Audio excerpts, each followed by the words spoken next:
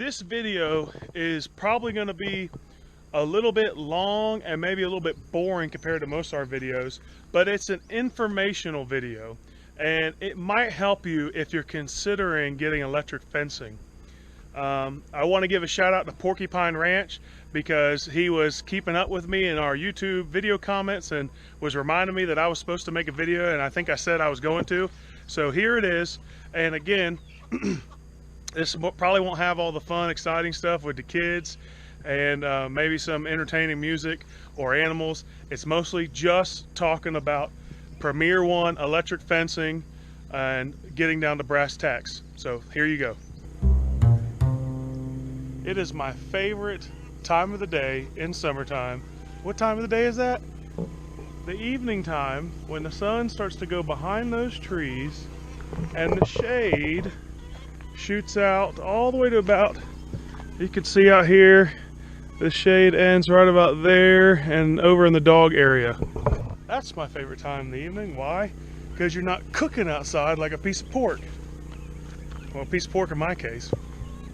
So one of our subscribers, Porcupine Ranch, had asked me to do a kind of like a 1-year follow-up on our Premier One electric fencing, what we think about it, pros and cons. I'm just going to try to do a quick video, not a lot of cuts, and just go over some of the things off the top of my head about the fencing, what I like, maybe some things I don't like, and things I've learned from using it. Okay, cut, action. The very first time we purchased our fencing, we purchased it in Florida before we moved to Arkansas to begin our homesteading journey, our farming journey.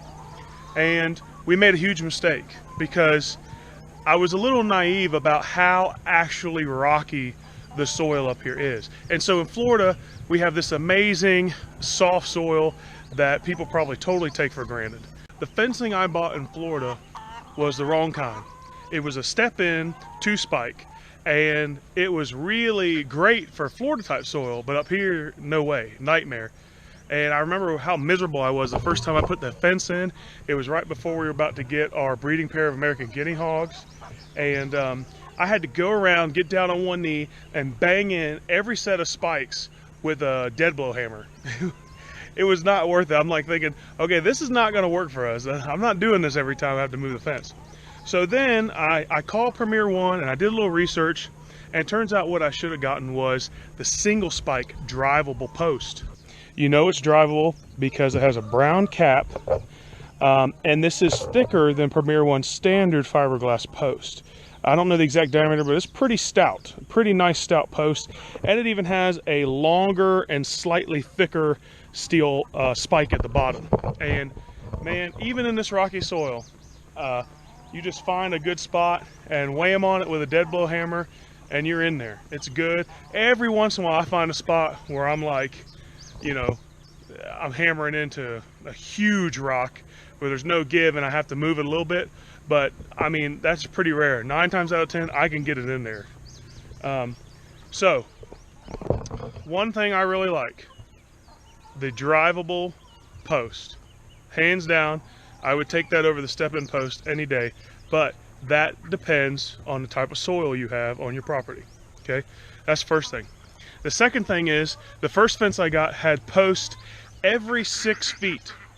This fencing has post every 12, 13-ish feet. You know, it's supposed to be, I believe, every 12 feet, but when you go to measure, it seems more like it's closer to 13 feet. So just keep that in mind, but I think if you go on the website, it'll say 12 feet. So here's what happens. Now you have less posts to put in. That's a plus, like that.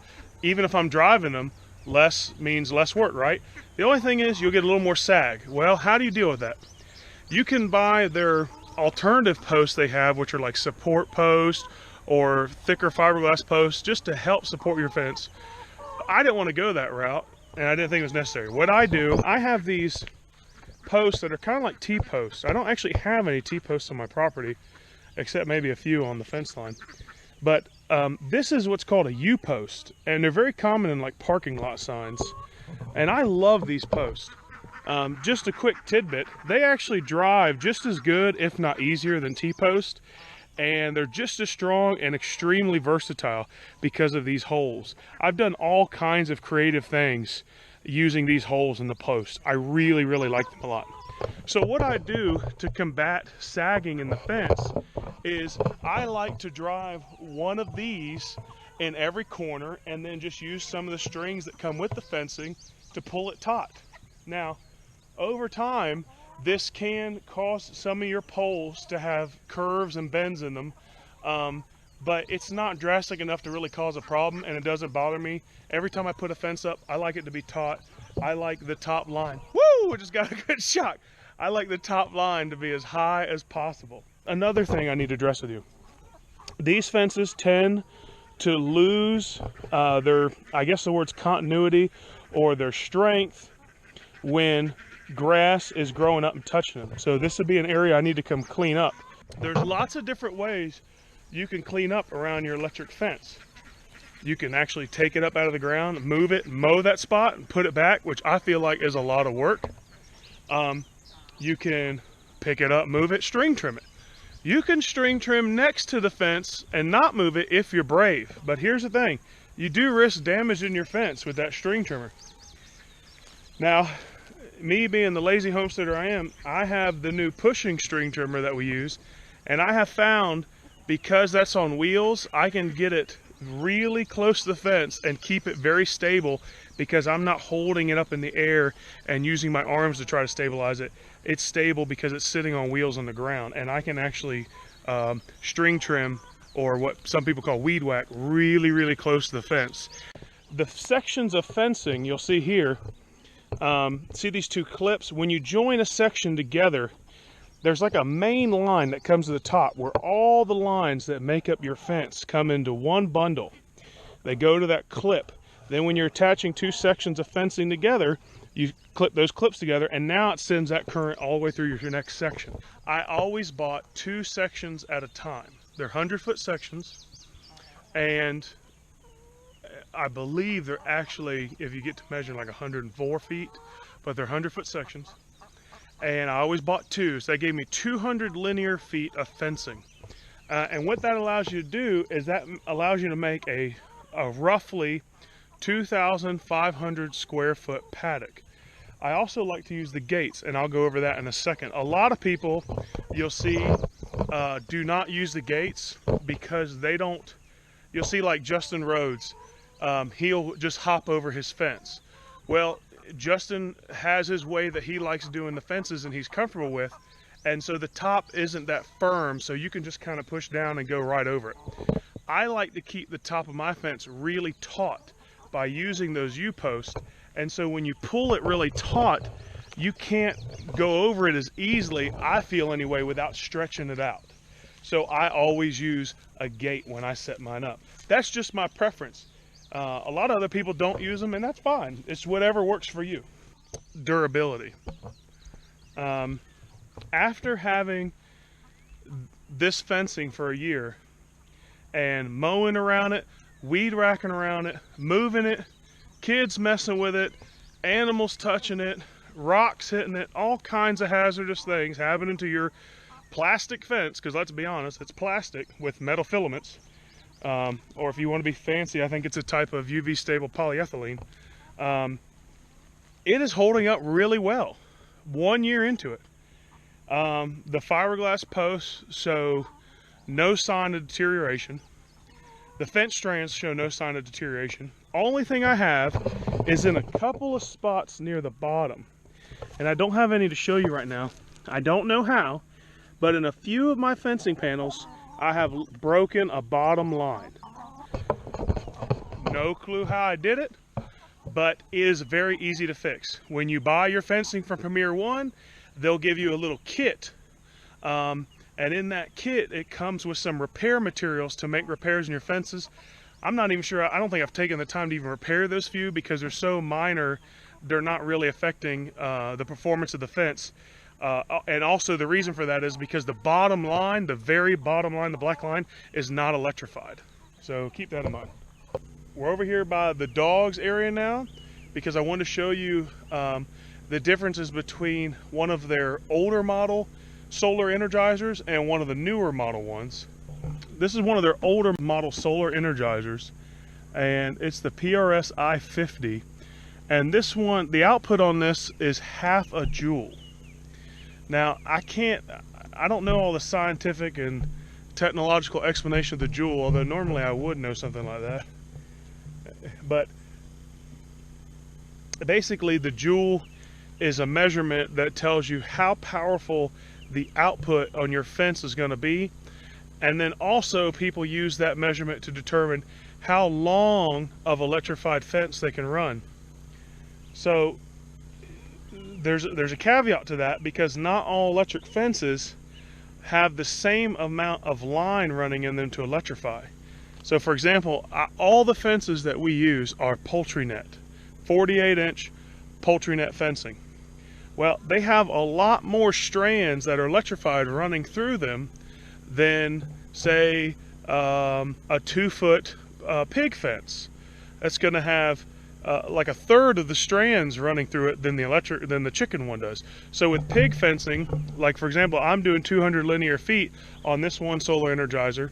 With pig fencing, you could probably do, I don't know, 400 or 800 linear feet on this same energizer. I could be wrong, but I'll tell you this. Premier One has excellent information on their website describing to you what you can use, how far to work. It's very simple, very clean and clear cut. And not only that, but the service that you get when you call them, if you tell them what you want to do, is excellent. Now, these energizers have worked great even through the winter. I have never ever had to charge one. I've never had to charge one. They come with a port on them somewhere back here. Yes, they come with a port, so you can hook up a DC adapter and plug them into an outlet and charge them in case you're not getting enough sun to keep it charged. I have never ever had to do it in the whole year that I've had these. I've always had, and even here in the Ozarks in North Arkansas, even through the winter, believe it or not, we made it through never having to charge them. Always had a green light. So right here you'll see it tells you battery test. Green light means good, you're pretty full on your battery. If you get red and green blinking, that means you're kind of in the danger zone, your battery's getting low and you should consider charging it. If you're getting straight red blinking, that means your battery's dead and you need to charge it immediately. And also, more than likely, if it's that low, you've probably damaged your battery, and your battery, you know, it may not be the same as it was. A few things I don't like about it. One, they said, I believe on their website, that a European manufacturer was making this for them. One, you can see it's quite sun bleached. Okay.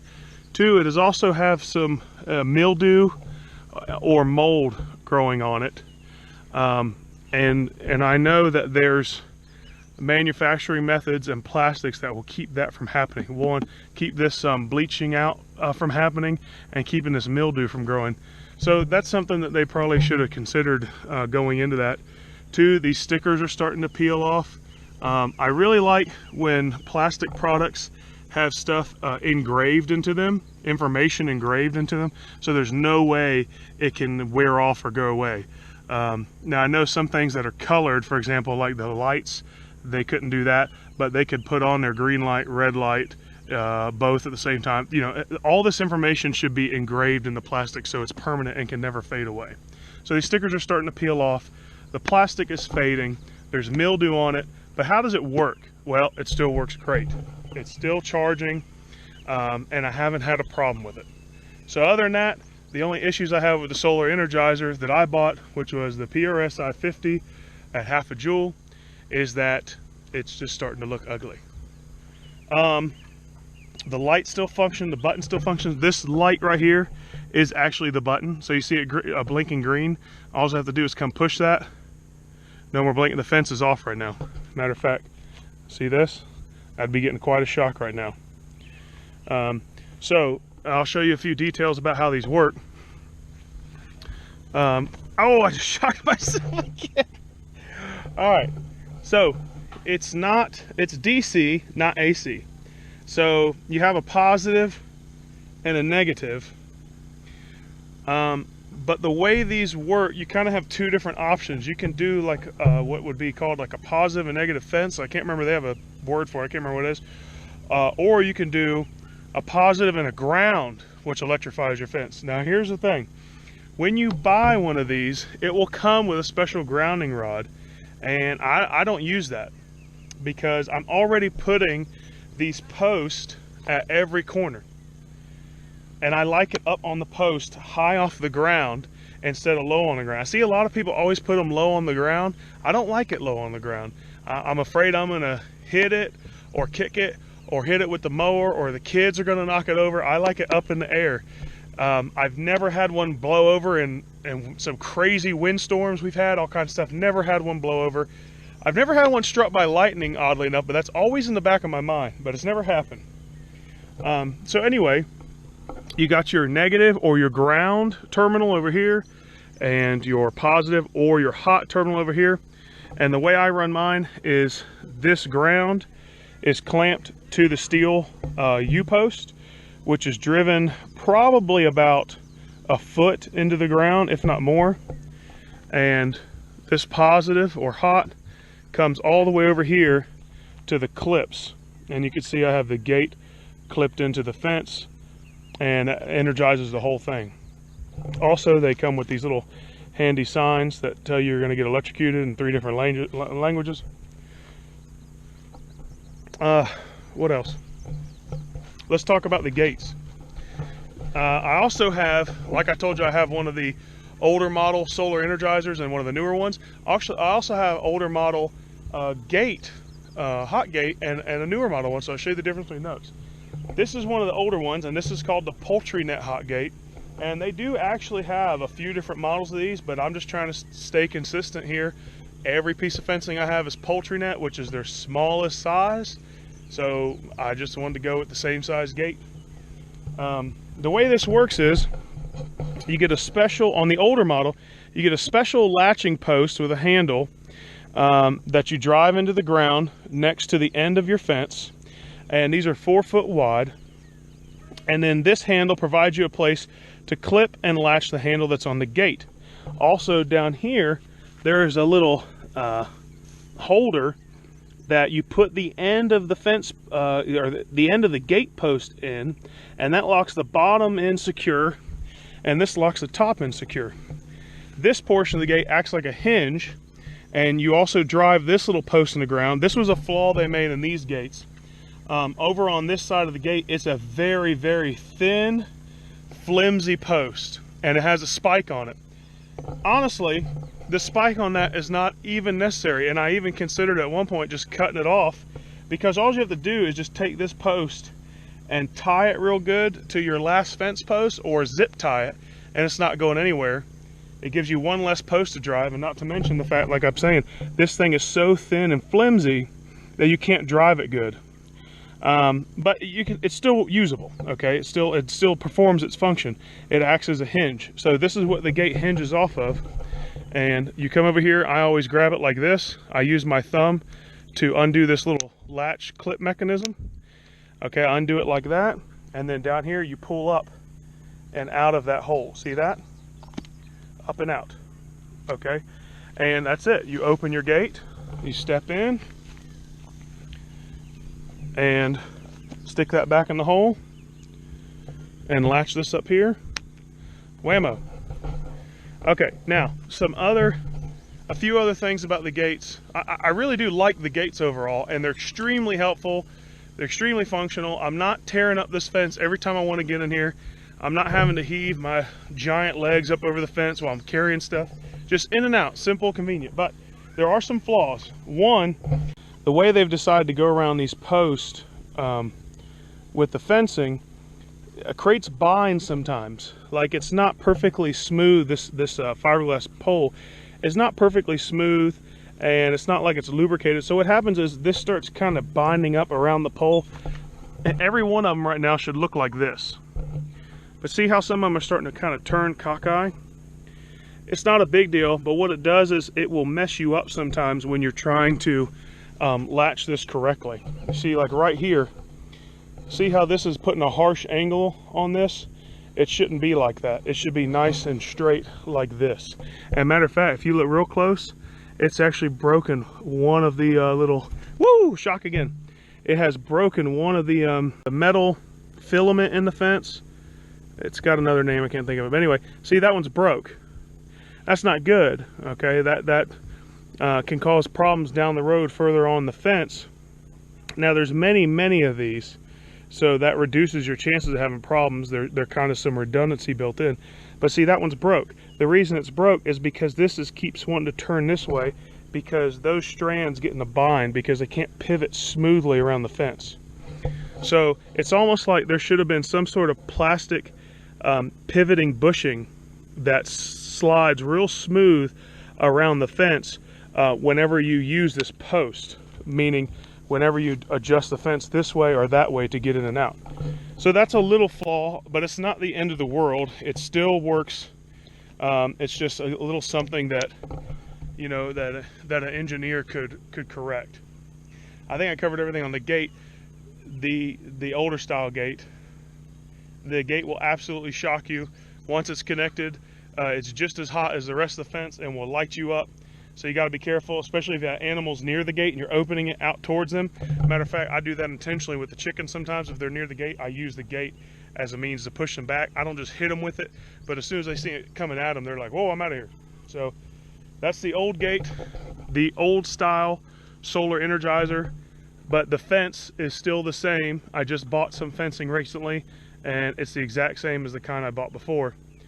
Also, real quick, I might have mentioned this earlier, but this is the string that they give you for tying your fence, and I think this is also some sort of like polyester or polyethylene string, and they give you a bunch of it when you order your fence, and you can use that to tie sections of fencing together, tie your corners to your posts so you can get your fence nice and taut, like I have mine all the way around. So that's something that's included. I mean, they pretty much, honestly, if you order a solar Energizer and you order a fence, everything is in the box that you could possibly need to set that bad boy up. Now I will tell you, they do have solar Energizer kits that will come with your solar Energizer, a tester, and a couple other things I can't remember.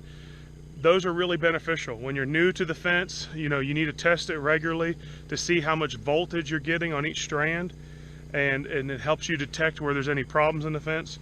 But I do recommend getting the solar Energizer kit. I've actually gotten that, I think, every time I've ordered one. So I actually have 2 or 3 of those testers in case the kids ever lose one or one gets broken. Here is the newer solar Energizer. Now, just real quick, right out of the box, I wasn't happy with this as soon as I opened it up and saw it, because I really liked the old style. Other than what I complained about, saying that it's got a little sun bleached and the plastic's growing a little mildew and the labels are coming off, I really liked the all-in-one, the built-in handle, super easy, okay? This one is a little bulkier, a little clunkier, but you know, I'm trying to reserve too much judgment because I haven't had it that long. This one right here, the output on this one is 3/4 of a joule, so it's like 0.72, 0.75, and this model is the Solar IntelliShock 60. It actually replaces the PRSI 50, and it's a little more powerful. Well, supposed to be. I don't have any way to measure it. Same principle, but just a different design. It still has your 2 terminals here to connect your wires to, your positive and your negative, or your hot and your ground, depending how you wire your fence. And the same exact way it's hooked up here. I also use my post that I drive in the ground as what I hang it on. Something I forgot to mention earlier. When you order a solar Energizer, if you like to put it on a post like I do, it will come with an adapter. This one, just like the old one, although I didn't show you, it is already out of the box built to go on a T-post. Right here, I don't know if you can see it good, you see this adapter? This adapter is actually for other style posts or even U-posts like mine. It fits on there, and it gives you a big rigid plastic top that's like a T-post. Okay, and this slides on there. So a couple things about this. One, the new one, this plastic casing, this black plastic casing, feels and seems a lot flimsier than the blue plastic. The blue plastic is a little more soft, and that doesn't sound right, but it seems like a thick, softer plastic, and softer plastic, I don't know what it's made of, but it just tends to feel not so brittle, and like it could take a little more abuse, which this stuff's gonna take being outside all the time. This plastic does not feel like that. So the reason I say that is because I originally put a T-post here, an actual real T-post. I only have 1 or 2 real T-posts. All my other posts are U-posts. So I could slide it on the T-post without the adapter. Well, you know, when you take a T-post and reuse it a few times, by driving it in with the steel post driver, the top of it gets a little bit warped, and it's not as crisp, smooth a cut on that steel. It's a little bent, a little warped. Well, this had no wiggle room for a slightly bent or warped post. And I don't mean bent like, you know, bent like that. I mean like the top, from pounding it in, the top was just a tiny bit wider than the T shape it should have been. So there's no wiggle room in this. If you want to slide this directly on a T-post, it better be a brand new fresh T-post from the store. So that I already didn't like. I was kind of irritated with it. My other one, the older model, would slide right on there and you didn't feel like it was going to break. This plastic, as I was trying to slide it down the T-post, felt like it was going to crack. So I didn't like that. So I went ahead and put a U-post here, swapped it out, put the adapter on, put it on here. It's fine. But it is a little bit bulkier. It seems a little bit heavier, but I think it still functions the same. It also seems to me that the solar panel is a little bit bigger. Okay. One thing that's interesting that I don't know if I'm going to use or take advantage of, but the newer one you can do, is it gives you, molded in the plastic, just like I was talking about earlier. This is how stuff should be on plastic. It shouldn't be labels or decals or paint. It should be molded in the plastic. It gives you degrees, and you can adjust these knobs on both sides and change the angle at which your panel sits. Well, that's extremely helpful if you're trying to keep your battery with the most charge as possible, generating the most power as possible, depending on the season and the angle of the sun. Right now, I have it at the, you know, the lowest possible angle it could be at because it's summertime.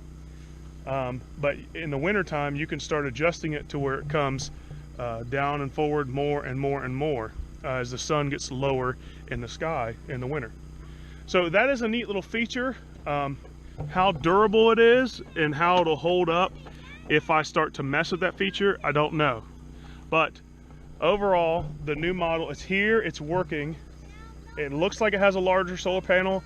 It looks to me the battery might be a little bit larger or better, but so far with the casing and just the new design, I'm not that impressed.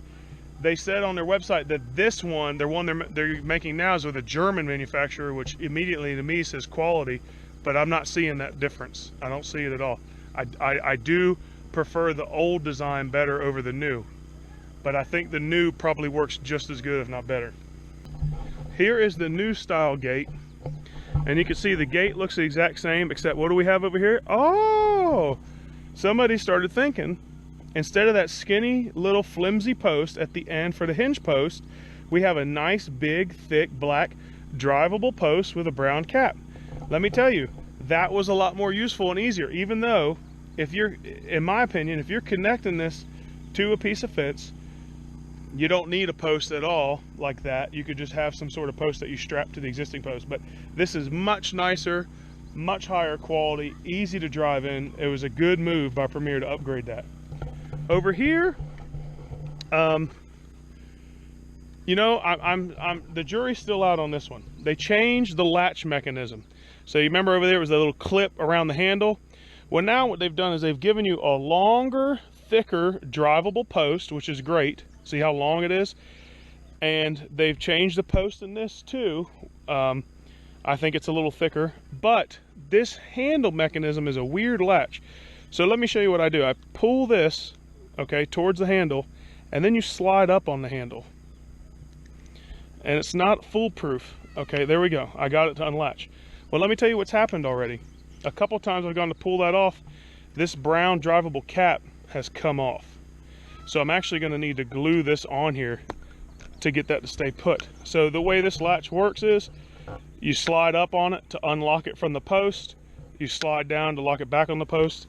It has the same little device at the bottom. It's just slightly different looking, but it's the same principle. You just stick the end of the fence post in there to lock the bottom of it. If you do it right, you lock the bottom in there. Then you take this fence post, this post over here that you've driven in next to the end of your fence. You take this, slide that on there till it locks. Now, you might be thinking to yourself, well, what about this gap, Matthew? This looks like a cat could get through there. Well, it can. And if that bothers you, like it has me sometimes when we were wondering or worried about what was eating our ducks, you could take a string when you're not going in the gate at night and tie that and pull those two posts together taut. Why is it doing that? It's doing that because I like to pull my fence taut at the corners by tying strings to the post. So because I got tension all the way around every corner of my post, it causes them in some places to do this and bow. Doesn't bother me. I don't think it causes a problem. And when we were losing our ducks, I think we found out it was some sort of hawk or owl doing it at night. It didn't have anything to do with this. This is a very small gap. And honestly, all of these along this post are electrified. So if something decided it was going to try to squeeze through there, it's more than likely going to rub one of those and get a nice shock. One more thing I haven't covered, and this is probably going to end up being a longer video than I wanted, but one of our subscribers, Porcupine Ranch, said they really wanted an update, and I want to give them a thorough update because they're considering buying it. And so when someone's considering buying something, you know, you really want to know everything about it. It's not a super cheap investment.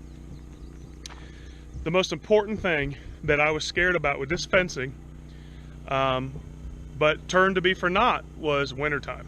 So like I told you, our Energizers stayed charged all winter, never had any of them die. That's a huge plus.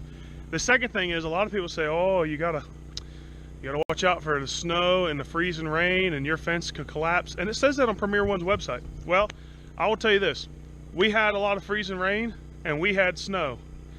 I never had any of these get overloaded with frozen rain or ice on them.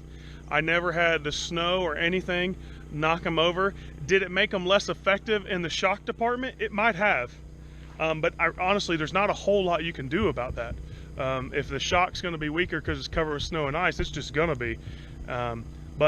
Overall, through our wintertime here in North Arkansas, which was the most severe weather I've ever been through for a winter, they did fantastic, and we had no problems with them. And we couldn't be more pleased. We're super happy with our investment. As you can see, we've bought many of them. I have a bunch of it going around the chickens and duck area. I've surrounded my entire garden with it. I'm rotating my dogs in it, and there'll probably be more of it for us in the future. It's holding up good. It looks good. It works well, and it actually is easy to move. But with that being said, I will throw in one last caveat. If you're planning to rotate your animals using this fencing on pasture, it is a lot of work. When you see people who do it on a regular basis, especially if you're watching it in a quick video, that's not even giving you the hint of a taste of how much work it is to do it. That's why we have decided that I'm not going to rotate the chickens on pasture anymore, and that may sound terrible. I'm going to bring the pasture to them. It's actually easier for me to mow, bring plant scraps and bag clippings and all that sort of stuff to bring them green than it is to rotate them on green. It's a lot of work when you're working a full-time job. So I hope I answered all your questions. I hope I went over it in annoyingly ridiculous detail to help you come to a decision on whether or not it's something you'd be interested in investing in. Premier One is an excellent company. They make an excellent product. Everyone always has area for improvement, and you know, I think it was a a good decision for us. I don't think we would have the animals we have here if it wasn't for this fencing. Maybe you're like us, the property you bought doesn't have very good fencing. Our property is huge and it has terrible old 5-line barbed wire fencing with cedar posts because it used to be an old cow pasture. And we hopefully one day we'll be able to change all the fencing on our entire property that's almost 30 acres and start divvying off paddocks with field fencing to start rotating a beautiful flock of goats or sheep or whatever we decide to do. But until then, thank you, Premier One, for giving us some good fencing, and I hope this helps you. If you like our videos, please, someone told me in our comments that I needed to do a better job of post notification shoutouts. So here's my first attempt. I see people do it all the time. Please like, share, and subscribe. If you could do that, that would help us. And if you like our videos and you watch them, we appreciate you, and we hope you'll tune in for our next video. Thanks for watching.